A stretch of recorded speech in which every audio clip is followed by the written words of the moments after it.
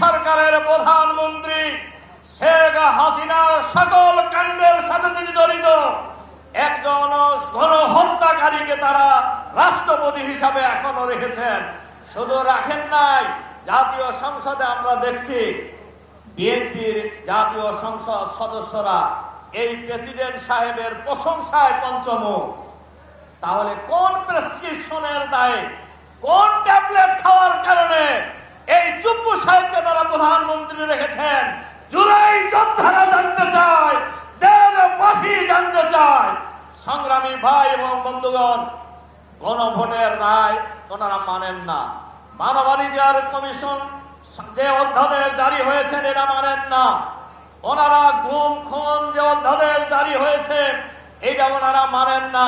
Police commission ওনারা মানেন না। ওনারা মানেন শুধু ৭২-এর সংবিধান। ওনারা ফিরে যেতে চায় ফ্যাসিবাদী হাসিনা যা করেছেন সেই জায়গায়। আমরা পরিষ্কার ভাবে বলতে চাই, আমরা বিশেষ কমিটিতে রোড অফ ডিসেন্ট দিয়েছিলাম।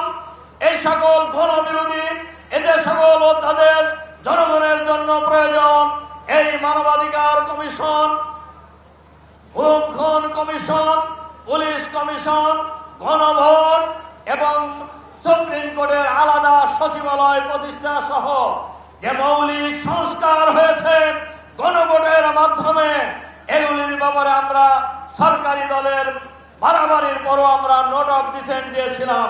কার্য উপদেষ্টা কমিটিতে যেখানে প্রধানমন্ত্রী আছেন, বিরোধী দলীয় নেতা আছেন, ওনারা আলাপ আলোচনা করে বিশেষ কমিটির মিটিংও হয়েছে, আলোচনা হয়েছিল। সব অধ্যাদেশ পার্লামেন্টে আসবে, আলোচনা হবে। কার্য উপদেষ্টা কমিটিতেও আলোচনা হয়েছিল, সব অধ্যাদেশ পার্লামেন্টে আসবে।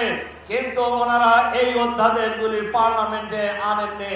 শুধু সংখ্যাগরিষ্ঠতার জোরে নয়, গায়ের জোরে এগুলিকে বাতিল করে দিয়েছে। আমরা পরিষ্কার ভাবে বলতে চাই, বাংলাদেশের জনগণ এই কোন ফ্যাসিবাদকে অতীতে মেনে নেয় নাই। রক্ত দিয়ে, জীবন দিয়ে, চোখ দিয়ে ফ্যাসিবাদী সরকারকে বিদায় করেছে। যাদের মধ্যেই ফ্যাসিবাদের কুশাসন লুকায়িত আছে, মনের মধ্যে ষড়যন্ত্র লুকায়িত আছে, আমরা তাদেরকে পরিষ্কার ভাবে বলতে চাই, ফ্যাসিবাদী সরকারের একটা জায়গা ছিল।